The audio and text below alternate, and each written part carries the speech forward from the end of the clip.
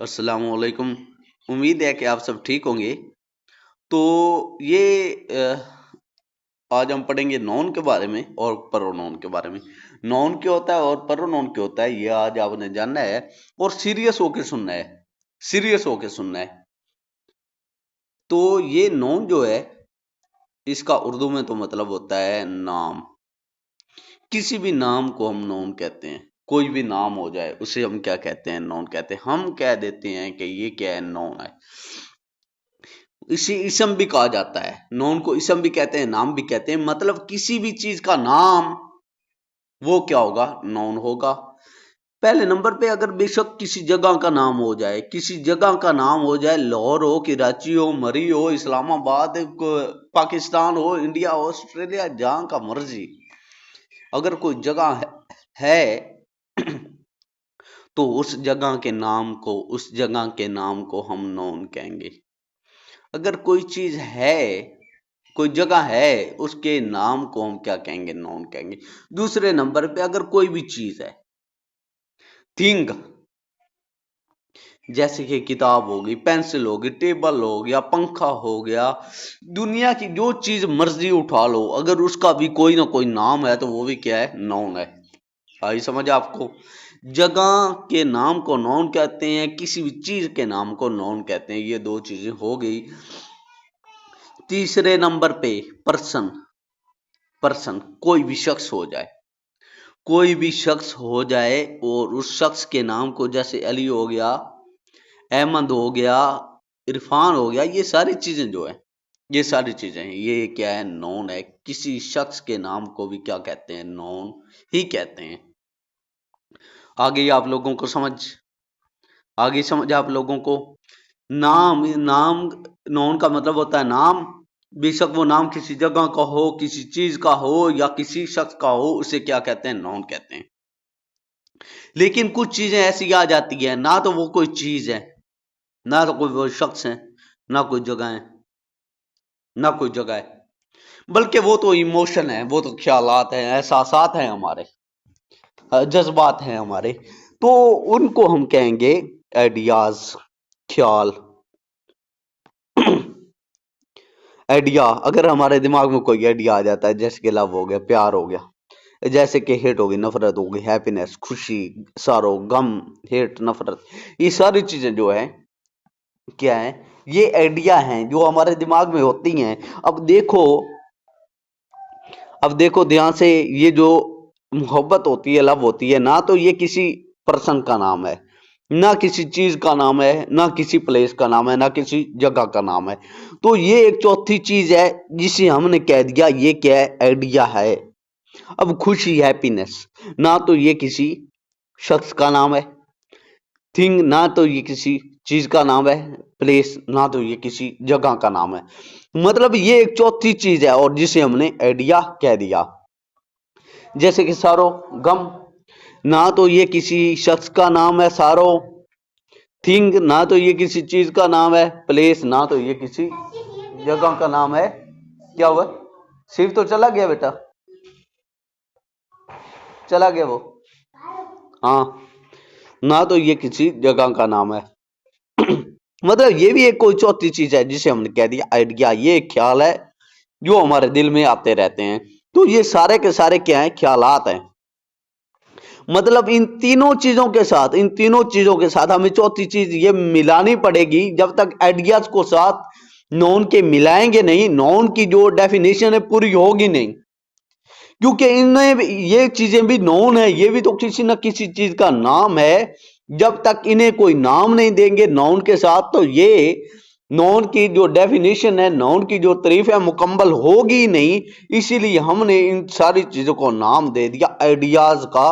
अब हम ये कहेंगे जो नाउन है वो किसी जगह के नाम को भी कहते हैं, चीज के नाम को कहते हैं, शख्स के नाम को कहते हैं, किसी आइडिया या किसी ख्याल के नाम को भी नाउन ही कहते हैं। आगे समझ बेटा, आगे समझ। तो अब डेफिनेशन पढ़ लेते हैं नाउन की। Noun is a name, noun is a name, noun is a name, noun is, noun is, noun है, अ नेम एक नाम, noun is a name is a name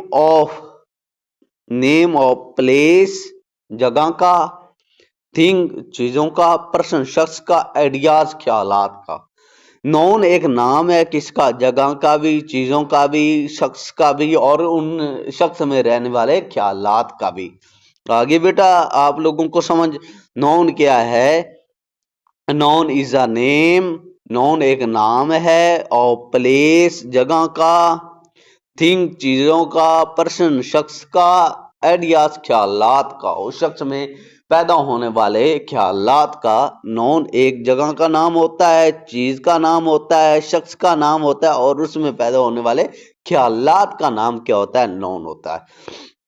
अब आपको पता चल गया होगा कि नॉन क्या होता है। नॉन किसी भी चीज के नाम, किसी भी जगह के नाम को नॉन कहते हैं, चीज के नाम को नॉन कहते हैं, शख्स के नाम को नॉन कहते हैं, उसमें पैदा होने वाले ख्यालात के नाम को नॉन कहते हैं।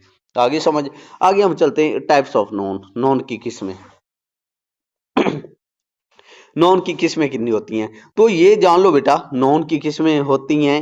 जब पहली किस्म हम पढ़ते हैं proper noun, common non bulky, और दूसरी किस्म है हमारे पास प्रॉपर नॉन। ये दोनों जो चीजें बिल्कुल एक दूसरे के मुखालिफ हैं, क्योंकि कॉमन का मतलब होता है आम, आम बिल्कुल आम चीज जो बिल्कुल आम हो, और प्रॉपर का मीनिंग होता है खास, वो चीज हमारे लिए बिल्कुल जो खास हो। एक कॉमन नाउन हो गया, आम नाउन हो गया, एक प्रॉपर नाउन हो गया, कॉमन नाउन हो गया।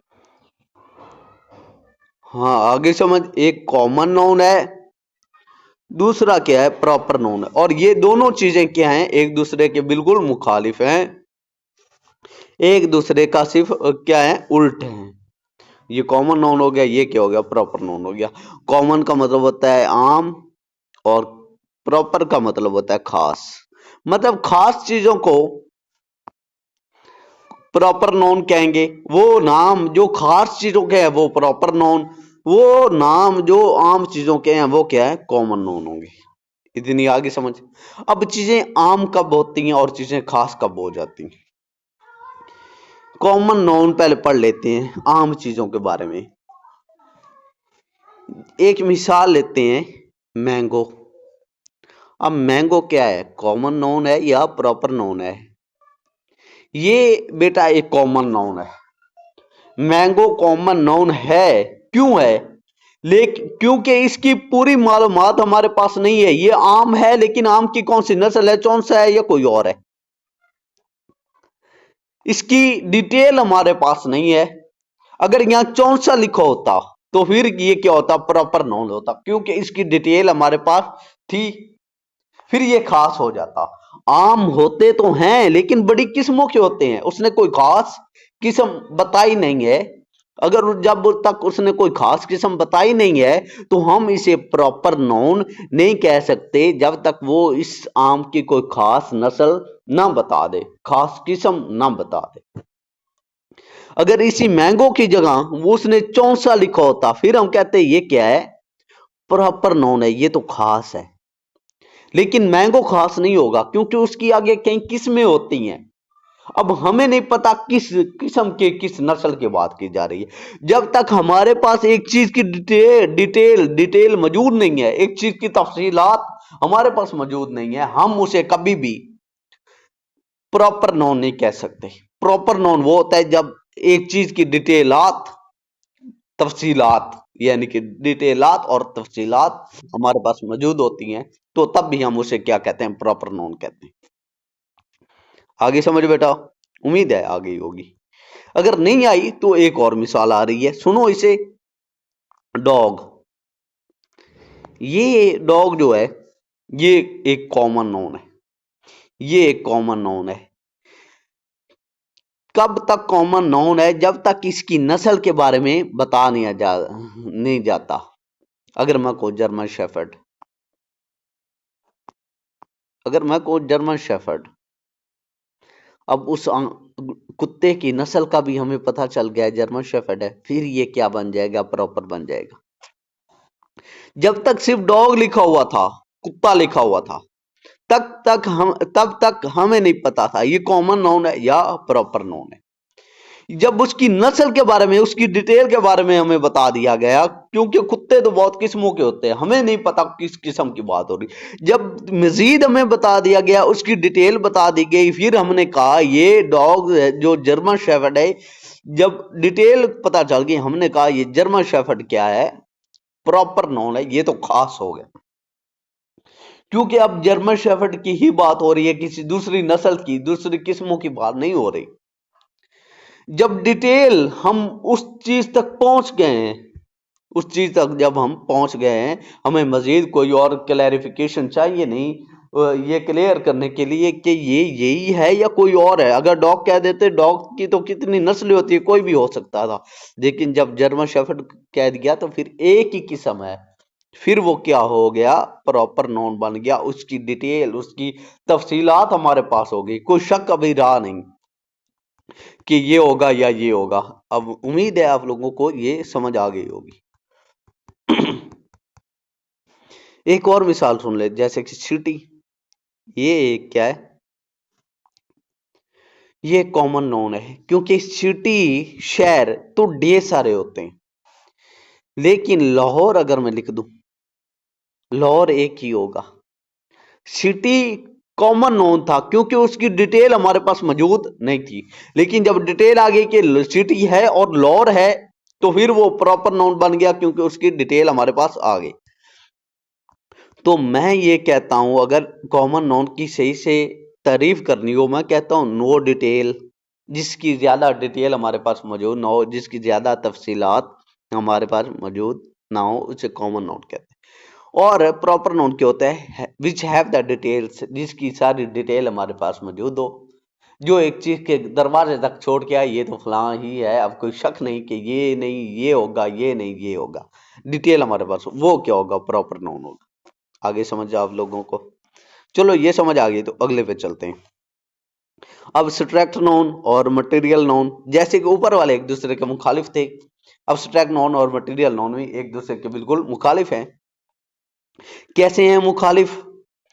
क्योंकि अब सब्स्ट्रैक्ट नोन, नोन का मतलब होता है नाम, अब सब्स्ट्रैक्ट वो चीजें जो सिर्फ महसूस कर सकते हैं, वो चीजें जो सिर्फ महसूस कर सकते हैं, उसे अब सब्स्ट्रैक्ट नोन कहेंगे। उन चीजों को अब्स्ट्रैक्ट नोन कहेंगे जो सिर्फ महसूस की जा सकती हैं। मतलब ये चौथे नंबर पे जो पॉइंट पढ़ा था, आइडियाज, जितने भी आइडियाज, जितने भी ख्यालात, जितने भी जज्बात, एहसासात एक इंसान के दिमाग में आते हैं, वो सारे क्या हैं, अब्स्ट्रैक्ट नोन है। बेशक वो मोहब्बत हो, खुशी हो, गम हो, नफरत हो, या जो मर्जी हो जाए, उस वो अब्स्ट्रैक्ट नॉन ही होगा। ये आइडियाज अब्स्ट्रैक्ट नॉन ही होंगे, क्योंकि ये महसूस किए जा सकते हैं, ना तो बेटा इन्हें टच कर सकते हैं, इन्हें टच भी नहीं कर सकते, ये नजर भी नहीं आते, सिर्फ ये किए जाते हैं तो महसूस, और जो चीज सिर्फ महसूस की जा सके उसे हम कहते हैं अब्स्ट्रैक्ट नॉन। आगे समझ आप लोगों को? आगे चलते हैं। मटेरियल नॉन, इसका बिल्कुल उल्ट होगा। मटेरियल नॉन, इसे महसूस नहीं किया जा सकता, सिर्फ महसूस नहीं किया जा सकता, इसे हम टच भी कर सकते हैं, इसे हम टच भी कर सकते हैं, ये हमें नजर भी आता है। तो ये अब्स्ट्रैक्ट नॉन का बिल्कुल उल्ट होगा। अब्स्ट्रैक्ट नॉन वो होते थे जो सिर्फ महसूस किए जा सकते हैं, ना नजर आते हैं, ना उन्हें टच कर सकते हैं। लेकिन मटेरियल नॉन क्या होता है, उन्हें टच भी कर सकते हैं, उन्हें वो नजर भी आते हैं, उन्हें महसूस करने की जरूरत हमें नहीं पड़ती। ये एक दूसरे के बिल्कुल उल्ट हो गया। आगे समझ आप लोगों को? तो फिर आगे चलते हैं। सिंगुलर नोन और प्लूरल नोन, वो वाहिद हो, जो एक हो, वो सिंगुलर नोन हो गया। जो ज्यादा हो जाए वो प्लूरल नोन हो गया, जमा हो गया। जैसे कि बुक के एक हो तो हम उसे लिखते हैं बुक, क्योंकि वो एक ही है, लेकिन ज्यादा हो जाए तो फिर हम उसे लिखते हैं बुक्स, क्योंकि वो क्या हो गए, ज्यादा हो गए। तो ये ही होता है, ऊपर वाला है सिंगुलर नोन, नीचे वाला है प्लूरल नोन। आगे समझ बेटा आपको? तो आगे चलते हैं। ये देखो, काउंटेबल नोन और अनकाउंटेबल नोन, ये भी एक दूसरे के बिल्कुल मुखालिफ है। काउंटेबल नोन बेटा वो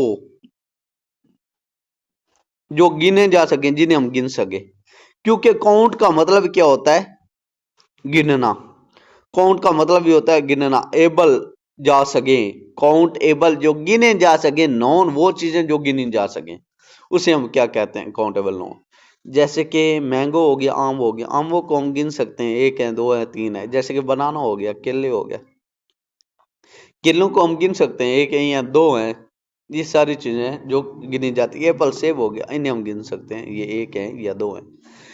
इन सारी चीजों को बेटा हम गिन तो सकते हैं। तो ये क्या है, काउंटेबल नोन है। अब अनकाउंटेबल नोन क्या होगा, जिन्हें हम गिन नहीं सकते, which can not be count, uncountable, un नहीं काउंट, गिने एबल जा सकते, नॉन वो नाम, वो ऐसी चीजों के नाम जो के गिने नहीं जा सकते, उन्हें अनकाउंटेबल नोन कहते हैं, अनकाउंटेबल नोन कहते हैं। अच्छा जी, जैसे कि वाटर हो गया, पानी, अब हम पानी के कतरे नहीं गिन सकते। मिल्क हो गया, दूध हो गया, पानी के दूध के कतरे नहीं गिन सकते। सैंड हो गया, रेत हो गया, रेत के कतरे नहीं गिन सकते। तो ऐसी चीजों के नाम जो गिने जा सके वो तो काउंटेबल नोन हो गया, जो ना गिने जा सके वो क्या हो गए, अनकाउंटेबल नोन हो गए।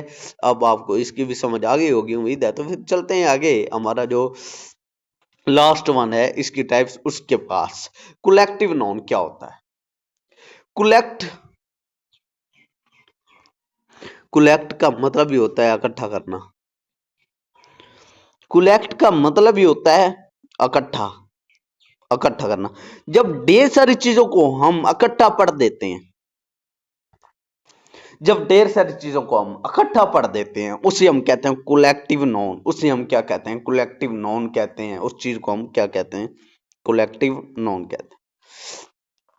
कलेक्टिव का मतलब होता है इकट्ठा, नाउन का मतलब होता है नाम। जब ढेर सारी चीजों का नाम इकट्ठा ले दिया जाए तो उसे हम कलेक्टिव नाउन कहते हैं। जैसे कि आर्मी हो गया, आर्मी लफ्ज तो एक ही है लेकिन इसमें बंदे बड़े ढेर सारे आते हैं। जैसे कि क्लास हो गया, क्लास लफ्ज तो एक ही है लेकिन इसमें बंदे बड़े ढेर सारे आते हैं। ठीक है ना बेटा। जैसे पुलिस हो गया, लफ्ज तो एक ही है लेकिन इसमें बंदे बड़े ढेर सारे आते हैं, इन्हें तो कलेक्टिव नाउन कहते हैं। जो लफ्ज तो बेटा अकेला है, जो लफ्ज तो अकेला है लेकिन इसमें चीजें बहुत ज्यादा सी आ रही हैं, चीजें बहुत ज्यादा सी आ रही हैं, तो इन्हें हम क्या कहेंगे, कलेक्टिव नाउन कहेंगे। तो ये आपको सारा समझ आ गया हो गया। नाउन जो मैंने समझा दिया है, नाउन वो नाउन कहते हैं किसी जगह के नाम को, किसी चीज के नाम को, किसी शख्स के नाम को, किसी आइडिया के नाम को नाउन कहते हैं। नाउन की आगे कुछ किस्में हैं। पहले ये कॉमन नाउन, जिसकी हमारे पास डिटेल मौजूद ज्यादा ना हो, जिसका हमें ज्यादा पता ना हो। कॉमन नाउन जिसका हमें चंगी तरह पता हो, जिसकी पूरी डिटेल हमारे पास मौजूद हो। अब्स्ट्रैक्ट नाउन जो सिर्फ महसूस की जा सके, ना नजर आए, ना टच कर सके। मटेरियल नाउन बेटा वो होता है जिसे हम टच भी कर सकते हैं, जो जो हमें नजर भी आता है, उसे महसूस करने की सिर्फ जरूरत नहीं होती। तो सिंगुलर नाउन क्या होता है, जो अकेला हो वो सिंगुलर, जो ज्यादा हो जाए वो प्लूरल। काउंटेबल जो गिनी जा सके, अनकाउंटेबल जो गिनी ना जा सके।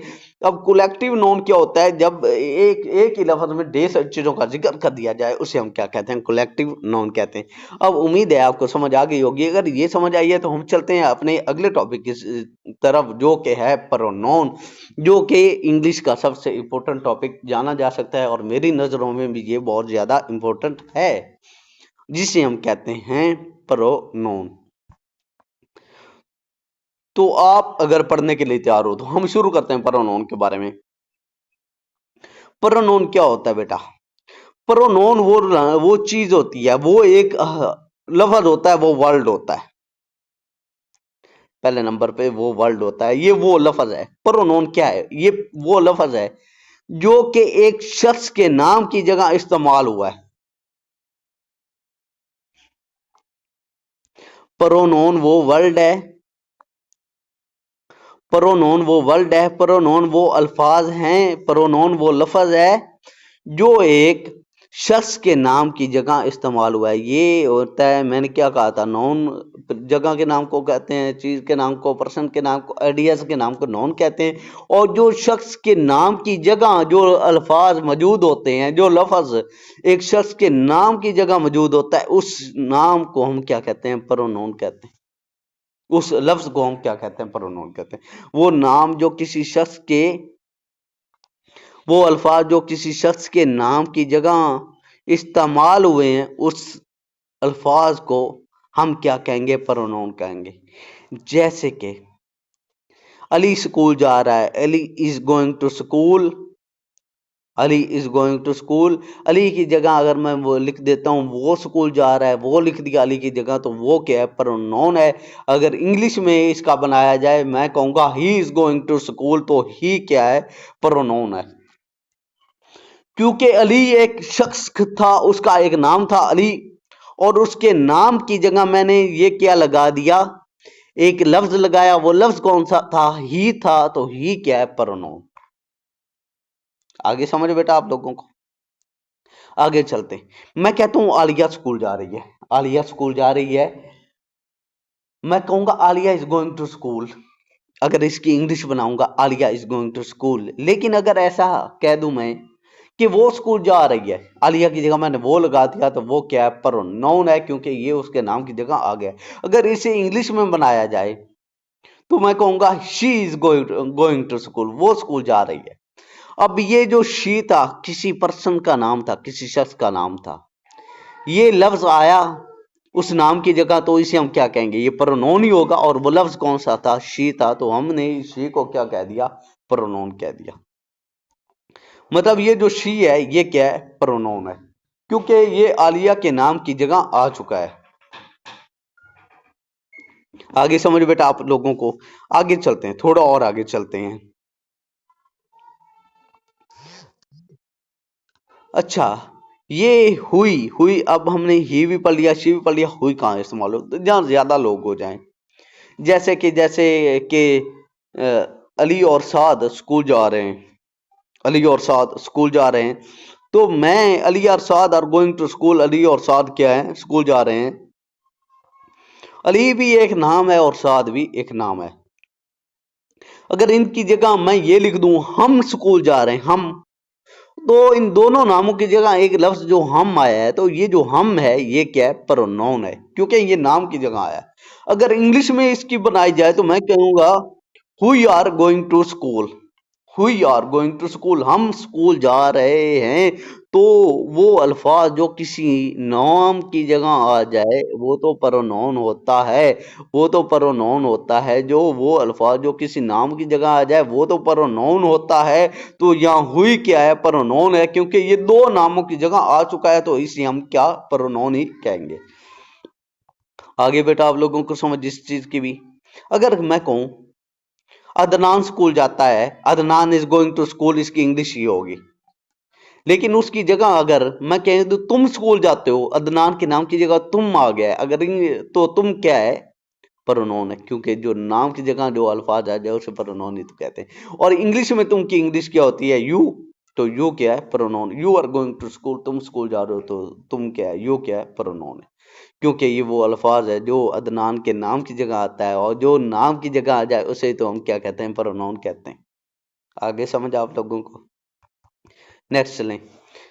साद स्कूल जाता है, मेरा नाम साद है, तो मैं कहूँ अगर साद स्कूल जाता है, साद इज गोइंग टू स्कूल, अगर मैं ये कह दूं अपने नाम की जगह मैं स्कूल जाता हूँ, साद की जगह मैंने मैं लगा दिया, जो अल्फाज नाम की जगह आ जाए उसे हम क्या कहते हैं, प्रोनाउन। तो यहाँ मैं क्या है, प्रोनाउन, और प्रोनाउन मैं की इंग्लिश होती है आई, तो आई मतलब जो आई है वो प्रोनाउन हुआ। अगर वो ज्यादा लोग हो गए हैं, वो स्कूल जा रहे हैं, तो मैं उनके नाम नहीं लिखूंगा एक एक करके, मैं लिख दूंगा they are going to school. उन सारों के नामों की जगह दे आ गया, तो दे क्या है, प्रोनाउन है। उम्मीद है आप लोगों को समझ आ गई हो, उम्मीद है आप लोगों को समझ आ गई। अगर आ गई समझ, तो जितने भी ये प्रोनाउन ऊपर हमने पढ़े हैं, बेशक ही पढ़ा, शी पढ़ा, हुई पढ़ा, यू पढ़ा, आई पढ़ा, दे पढ़ा, जो भी हमने पढ़े, इन सारे प्रोनाउंस को हम कहते हैं पर्सनल प्रोनाउन। इनका एक नाम था, इनका एक नाम था, इनका नाम हमने दे दिया पर्सनल प्रोनाउन। इन सारों को नाम हमने दे दिया personal pronoun. He, she, it, they, who, you, बल्कि इसमें इट भी आता है, इसमें इट भी आता है। ये जो सारे हैं, ये जो सारे हैं, इन सारों को हमने एक नाम दिया, और वो नाम कौन सा था, पर्सनल प्रोनाउंस। उस चीज का नाम था पर्सनल प्रोनाउन। तो आपको पर्सनल प्रोनाउन, ये प्रोनाउन की पहली किस्म थी जिसे हम पर्सनल प्रोनाउन कहते थे, जो हमने पढ़ ली है। अब हम बेटा आते हैं प्रोनाउन की दूसरी किस्म, जिसे हम कहते हैं पोजेसिव प्रोनाउन। जिसे हम कहते हैं पोजेसिव प्रोनाउन। अब पोजेसिव का मतलब ये होता है मालकियत, मालकियत, मालकियत को जाहिर करना। पोजेसिव प्रोनाउन किसी चीज की मालकियत के बारे में बताना, ये मेरा है, ये मेरा है, ये मेरा है, ये मेरा है, बस मेरी मेरी की तो दुनिया हर बंदा कहता है मेरी मेरी, ये मेरी, ये मेरी है। तो मतलब अगर हर बंदा यही कहता है ये मेरी है, ये तेरी है, ये मेरी है और ये तेरी है, तो मतलब ये सबसे इंपॉर्टेंट प्रोनाउन की किस्म पोजेसिव प्रोनाउन ही है, क्योंकि इस दुनिया में मेरी तेरी होती है, इसके सिवा और कुछ होता नहीं है। अच्छा, अगर मेरी तेरी होती है तो ये पोजेसिव नाउन सबसे इंपॉर्टेंट किस्म होगी, क्योंकि ये ज्यादा इस्तेमाल होती है, इसीलिए हम पढ़ लेते हैं। पोजेसिव प्रोनाउन क्या होता है? पोजेसिव प्रोनाउन का मतलब होता है मालकियत को जाहिर करना, किसी चीज का बताना इस चीज का मालिक कौन है। जैसे कि एक फिक्रा मैं बनाता हूँ, वो स्कूल जा रहा है, तो हमने इसका फिक्रा बनाया था इंग्लिश में, he is going to school, वो स्कूल जा रहा है। लेकिन अगर इसी चीज को मैं थोड़ा सा तब्दील करूं, मैं कहूं वो अपने स्कूल जा रहा है, अब ये जो अपना है ये क्या उसका मलकियत के बारे में बता रहा है। ये कह रहा है ये मेरा अपना स्कूल है, मैं इस चीज का मालिक हूं, इस स्कूल का मालिक मैं, ये मेरा स्कूल है। मलकियत को जाहिर कर रहा है, तो ये क्या है? अपना क्या है? प्रोनाउन है। और ये पोजेसिव प्रोनाउन है, और वो प्रोनाउन जो किसी चीज की मलकियत को बताए उसे ही तो हम पोजेसिव प्रोनाउन कहते हैं। ये प्रोनाउन तो है, और इस प्रोनाउन की कौन सी किस्म है? Possessive pronoun. पता चल गया ना इतना। और जब भी इसकी इंग्लिश बनानी जाएंगे, हम कहेंगे ही इज गोइंग, वो जा रहा है, टू हिज स्कूल, अपने स्कूल, हिज, क्योंकि वो लड़का है तो हिज ही लगाएंगे, वो अपने स्कूल जा रहा है। तो यहाँ हिज क्या है? पोजेसिव प्रोनाउन है, क्योंकि हिज वो चीज है जो बता रही है ये स्कूल इसका है, इसका है, इसका है। और वो अल्फाज जो बताएं किसी चीज की मलकियत को,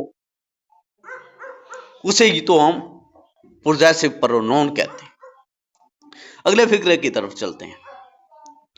अगर मैं यहां लिख दूं वो स्कूल जा रही है, रहा है पहले लिखा था, अब मैं लिख देता हूं वो स्कूल जा रही है, मतलब पहले वो लड़का था, वो लड़की हो गई। मैं अगर इधर लिखूंगा she is going to her school, ऊपर मैंने हिज लिखा था, नीचे मैंने हर लिख दिया।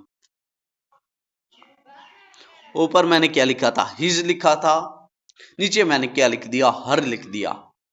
मतलब जब भी ही आएगा, लड़का आएगा, उसके लिए हम हिज लिखेंगे, उसकी मालकियत को बताने के लिए हम हिज लिखेंगे। जब भी लड़की आएगी, उसकी मालकियत को बताने के लिए हम क्या लिखेंगे? हर लिखेंगे।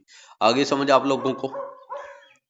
अगर किसी चीज का मालिक लड़का है तो उसे हम बताने के लिए क्या लिखेंगे? हिज लिखेंगे, कि हिज वो इसका मालिक है। अगर कोई लड़की है तो उसे बताने के लिए हम क्या लिखेंगे? हर लिखेंगे।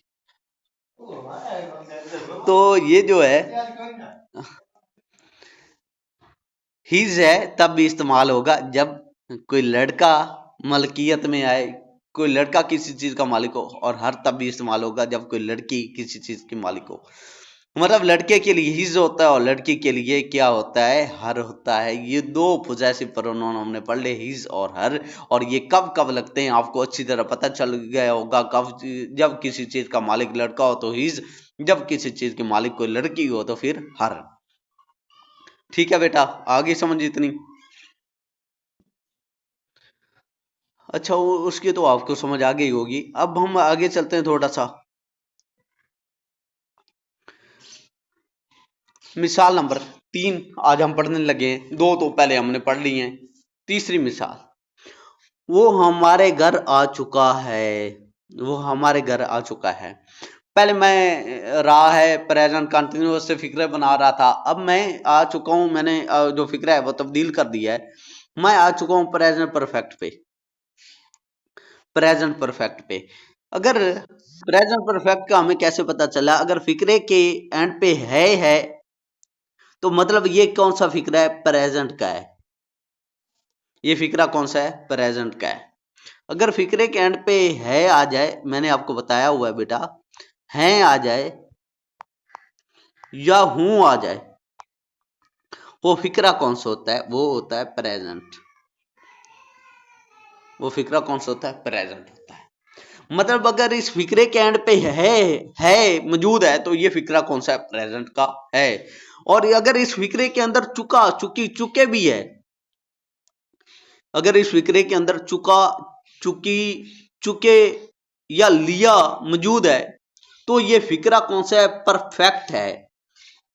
परफेक्ट, ये टेंस कौन सा है, परफेक्ट टेंस है। मतलब ये क्या बना, प्रेजेंट परफेक्ट बना। ये जो फिक्रा है ये किसका है, प्रेजेंट परफेक्ट का है। आगे समझ आपको इस चीज की। जब किसी चीज के एंड पे है आ जाए या हूं आ जाए, वो फिक्रा कौन सा होता है, प्रेजेंट का होता है। इसके एंड पे है मौजूद है तो मतलब ये कौन सा फिक्रा है, प्रेजेंट का है। अगर इसके साथ चुका मौजूद है तो जिस चीज के शुरू पे चुका आ जाए वो कौन सा होता है, परफेक्ट होता है। चुका चुकी चुके आ जाए तो वो क्या होता है, परफेक्ट होता है। मतलब ये फिक्रा बना किसका, प्रेजेंट परफेक्ट का। आगे समझ आपको। मैंने फिक्रे को नाम कैसे दिया, फिक्रे के एंड पे अगर है हूं है मौजूद है तो वो प्रेजेंट है। अगर उसमें है हूं के साथ चुका चुकी चुके है तो वो क्या है, परफेक्ट है। मतलब दोनों को मिला के मैंने पढ़ दिया, प्रेजेंट परफेक्ट। चलो प्रोनाउन की तरफ जाते हैं। अब आपको इस बात की समझ आ गई होगी। प्रोनाउन ये है कि वो हमारे घर आ चुका है, या जो हमारा है वो क्या है, पोजेसिव प्रोनाउन है। क्योंकि वो बता रहा है कि ये हमारा है, मलकियत को बता रहा है। और जो चीज मलकियत को बताए वो ही तो पोजेसिव प्रोनाउन होती है, वही तो होती है पोजेसिव प्रोनाउन। अब अगर मैं इसको ऐसे लिखूं, he has come to our house, वो हमारे घर क्या है, आ चुका है। ही हैज, वो आ चुका है। आपको पता है जहां भी चुका हो वहां ही हैज ही लगता है। कम तीसरी फॉर्म लगी, टू आवर, ये जो आवर है, ये जो आवर है हमारा, हम की इंग्लिश होती है हुई, और हुई से आगे निकला है आवर। ये देखो, हुई से आगे निकला है आवर। हम की इंग्लिश हुई होती है और हमसे ही निकला है हमारे, और हुई से आगे निकला है आवर। ठीक है ना, आवर हाउस, वो हमारे घर आ चुका है। ऊपर ये हमारे क्या था, पोजेसिव प्रोनाउन था। नीचे क्या है, ये आवर क्या है, पोजेसिव प्रोनाउन है। क्योंकि ये बता रहा है इस घर का मालिक हम हैं और हम ही हैं। ठीक है ना। तो ये आवर भी क्या होगा, पोजेसिव प्रोनाउन हो गया। आपको समझ आ गई होगी इस बात की। तो अगली अगली तरफ, वो तुम्हारे घर जा रहा था, फिक्रा मैंने तब्दील कर दिया फिर से। अगर फिक्रे के एंड पे था है तो ये क्या होगा, पास्ट होगा। ये फिक्रा कौन सा होगा, पास्ट होगा। क्योंकि जब भी किसी फिक्रे के एंड पे था आता है, थी आता है या थे आता है, जब भी किसी फिक्रे के एंड पे था थी या थे आ जाता है तो हम उस फिक्रे को क्या कहते हैं, पास्ट कहते हैं। क्योंकि एस के एंड पे था आ गया तो ये कौन सा फिक्रा है, पास्ट है। आगे समझ आपको इतनी, ये फिक्रा पास्ट का है। अगली बात, अगली बात जो मैं बताना चाहता हूं आप लोगों को, ये पास्ट तो है क्योंकि इसके एंड पे था आ गया। ये पास्ट तो है क्योंकि इसके एंड पे था आ गया। लेकिन ये पास्ट फिक्रा टेंस है कौन सा, पास्ट इंडेफिनेट है, past continuous, past perfect, past perfect continuous, कौन सा। मैं आपको बता दूं, जब भी किसी फिक्रे में रहा रही रह आ जाए तो वो कौन सा होता है, वो कंटिन्यूअस होता है। मतलब काम अभी जारी है, और कंटिन्यूअस का मतलब भी होता है किसी चीज का जारी रहना, होते रहना, मुसलसल मुसलसल होते रहना। आगे समझ बेटा आप लोगों को। मतलब ये पास्ट तो था लेकिन ये पास्ट कंटिन्यूअस था, क्योंकि उसके साथ रहा रही रह भी आ रहा है। और रहा रहे थे जहां भी आए वो फिक्रा कौन सा होता है, कंटिन्यूअस होता है। पास्ट मतलब ये फिक्रा है पास्ट कंटिन्यूअस। आगे समझ। अब हम चलते हैं प्रोनाउन की तरफ। प्रोनाउन ये है कि वो तुम्हारे घर जा रहा था, वो तुम्हारे घर जा रहा था। क्योंकि एंड पे था आ गया तो जहां भी था आ जाए वहां वाज लगाते हैं। ये समझ आपको आ गई। ही वाज गोइंग टू, ये तो वही हो गया जो जैसे कि हम फिक्रा बनाते हैं। यू आर हाउस, तुम की इंग्लिश क्या होती है, यू। और तुम से निकले तुम्हारे, और यू से निकला यूअर। तुम से तुम्हारे निकला और यू से क्या निकला, यूअर निकला। He was going to your house, वो तुम्हारे घर जा रहा था। यहाँ जो तुम्हारे था वो भी पोजेसिव प्रोनाउन था, क्योंकि वो मलकियत को बता रहा था कि इस चीज के मालिक तुम हो उस घर के, और वो तुम्हारे घर ही जा रहा था। नीचे जो यूर है वो भी पोजेसिव प्रोनाउन है, क्योंकि वो भी यही बता रहा है वो घर तुम्हारा है और सिर्फ तुम्हारा है। आगे बेटा समझ। तो ये क्या है, पोजेसिव प्रोनाउन है, तुम्हारे भी और यूअर भी, ये दोनों पोजेसिव प्रोनाउन है। पीछे हमने पढ़ा था हीज के बारे में पोजेसिव प्रोनाउन है, फिर हमने पढ़ा था हर के बारे में, वो क्या है पोजेसिव प्रोनाउन है। फिर हमने पढ़ा आवर के बारे में, ये भी पोजेसिव प्रोनाउन है। फिर हमने पढ़ा यूअर के बारे में, ये क्या है पोजेसिव प्रोनाउन है, क्योंकि ये बता रहा है एक चीज के मालिक तुम हो, फलां है फलां है फलां है, और जो किसी चीज की मलकियत के बारे में बताए उसे ही तो हम कहते हैं पोजेसिव प्रोनाउन। अगर नहीं समझ आई तो मजीद आ जाते हैं अगले टेंस पे, उम्मीद है वहां समझ आ जाएगी। अगला टेंस है वो मेरी किताब पढ़ रहा होगा। फिक्रा मैंने फिर तब्दील कर दिया, क्योंकि फिक्रे के एंड पे गा आ गया है, तो ये कौन सा होगा। जब भी किसी फिक्रे के एंड पे गा आ जाए वो फिक्रा कौन सा होता है। अगर किसी भी फिक्रे के एंड पे गा गी गे आता है तो हम उस फिक्रे को कहते हैं, वो फिक्रा कौन सा है, फ्यूचर है। वो काम अभी होगा, हुआ अभी नहीं हुआ है मतलब वो क्या है, फ्यूचर है। जब भी किसी फिक्रे के एंड पे गा गी गे आ जाए वो क्या है, फ्यूचर है। आगे समझ बेटा, समझ आ गई होगी। ये तो हमें पता चल गया ये फ्यूचर का फिक्रा है, क्योंकि इसके एंड पे गा आ गया है। लेकिन फ्यूचर का कौन सा टेंस है, इनडेफिनेट है, प्रेजेंट है, इनडेफिनेट है, कंटिन्यूअस है, परफेक्ट है, या परफेक्ट कंटिन्यूअस है, कौन सा टेंस है। मैंने कहा था आपको जब भी किसी के साथ रा रही रह आ जाए तो वो क्या होता है, कंटिन्यूअस होता है। तो ये कौन सा टेंस बना, फ्यूचर कंटिन्यूअस, क्योंकि इसके एंड पे गा आया है तो ये फ्यूचर है, और सा रा आ गया तो ये कौन सा है, फ्यूचर कंटिन्यूअस। आगे समझ बेटा, आगे समझ बेटा। तो अब हम चलते हैं प्रोनाउन की तरफ, प्रोनाउन की तरफ चलते हैं। वो मेरी किताब पढ़ रहा होगा, यहाँ जो मेरी है ये क्या है, पोजेसिव प्रोनाउन है, क्योंकि ये उस चीज की मलकियत के बारे में बता रहा है कि ये जो किताब है ये मेरी है और सिर्फ मेरी है। वो मेरी किताब पढ़ रहा होगा, वो मेरी किताब, ये जो मेरी है ये पोजेसिव प्रोनाउन। और नीचे अगर इसका फिक्रा बनाते हैं तो जहां भी रहा होगा एंड पे आता है फिक्रे के, वहां विल भी जो होता है हेल्पिंग वर्ब लगता है, ही विल बी रीडिंग, वो पढ़ रहा होगा माई, मेरी बुक किताब। यहाँ जो माई है वो मलकियत के बारे में बता रहा है कि ये किताब मेरी है, तो माई क्या है, पोजेसिव प्रोनाउन है। आई से आगे माई बनता है,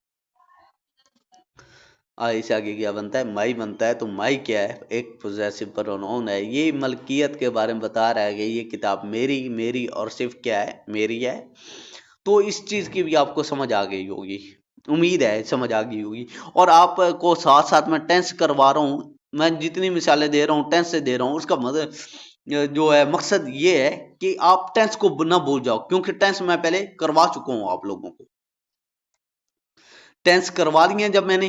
तो आप जब जब ये मिसालें करोगे आपके टेंस जो है पीछे से वो भी रिवाइज होंगे, और साथ साथ प्रोनाउन और नाउन ये सारी आगे प्रेपोजिशन हर चीज में जब भी मैं मिसालें दूंगा टेंस से ही दूंगा, ताकि हमारे टेंस हमें भूल ना जाए, हमें याद रहे, हमारे दिमाग में बार बार रिवाइज होते रहे। इन्हीं ग्रामर के जरिए, इन्हीं जो है इन्हीं मिसालों के जरिए, इन्हीं फिक्रों के जरिए बार बार टेंस आपको याद होते रहेंगे। अब चलते हैं हमारे अगले प्रोनाउन की तरफ। अगला प्रोनाउन हमारा कौन सा है, वो कपड़े धो रहे थे, वो कपड़े धो रहे थे, वो कपड़े धो रहे थे।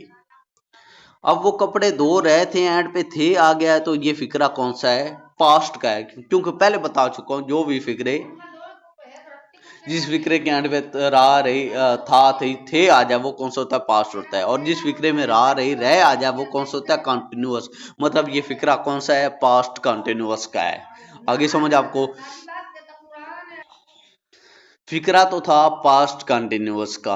अब चलते हैं प्रोनाउन की तरफ। प्रोनाउन यहाँ कौन सा इस्तेमाल हुआ, वो अपने कपड़े धो रहे थे, वो अपने कपड़े धो रहे थे। लोग ज्यादा हो गए हैं तो क्या दे आएगा, और जहां एंड पे थे आ जाए वहां क्या लगता है, वर लगता है। दे वर वॉशिंग, दोनों की इंग्लिश होती है वॉश।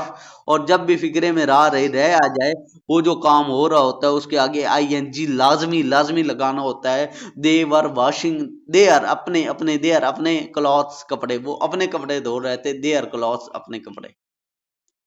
यहाँ जो दे ऊपर जो अपने थे वो क्या था, प्रोनाउन था। यहाँ जो देयर है वहां की ये क्या है, पोजेसिव प्रोनाउन है। ऊपर जो अपने था वो क्या था, पोजेसिव प्रोनाउन था। देखें शुरू में अगर अपने लगाया था तो ऊपर लड़का काम कर रहा था तो हमने हिज लिखा था। लड़की काम कर रही, लड़की की मलकियत थी तो हमने हर लिखा था। वो अपने स्कूल जा रहा है, मैंने लिखा था he going to his school. वो अपने स्कूल जा रही है, मैंने लिखा he going to her school. वो कपड़े धो रहे हैं, अब ज्यादा हो गए हैं तो उसी हमने हिज या हर नहीं लिखा, एक नया फिक्रा बनाया देयर। तो हमने जब भी शुरू पे दे होता है, ज्यादा लोग हो जाते हैं, वहां हिज भी नहीं लगता, हर भी नहीं लगता, देयर लगता है, क्योंकि लोग ज्यादा हो गए। आगे बेटा आप लोगों को समझ, और ये हमारे जो है पोजेसिव प्रोनाउन हुए मुकम्मल। और उम्मीद तो है आपको अच्छी तरह से समझ आ गए होगा। तो अब देखो, ये पहले हमने ये वाले प्रोनाउन पढ़े और इन्हें हमने नाम दिया पर्सनल प्रोनाउन, पर्सनल प्रोनाउन। फिर हमने ये वाले प्रोनाउन पढ़े और इन्हें हमने नाम दिया पोजेसिव प्रोनाउन। अब पोजेसिव प्रोनाउन और पर्सनल प्रोनाउन ये दो किस्में हमने पढ़ ली, तीसरी किस्म हम आगे पढ़ेंगे। तो उम्मीद है आपको इस चीज की अच्छी तरह समझ आ गई होगी। और ये बहुत जरूरी प्रोनाउन जो टॉपिक है वो ग्रामर की दौर से बहुत जरूरी है। ठीक है बेटा।